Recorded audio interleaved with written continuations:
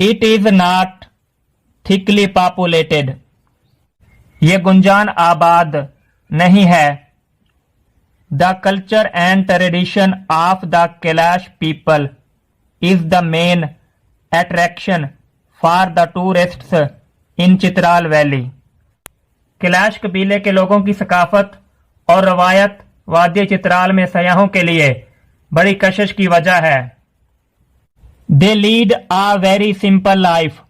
वो एक बहुत सादा जिंदगी बसर करते हैं। They live in simple houses made of stones and mud. वो पत्थरों और गारे के बने हुए सादा घरों में रहते हैं। The Kalash women are expert in spinning and weaving. Kalash औरतें सूत काटने और कपड़ा बुनने में माहिर हैं।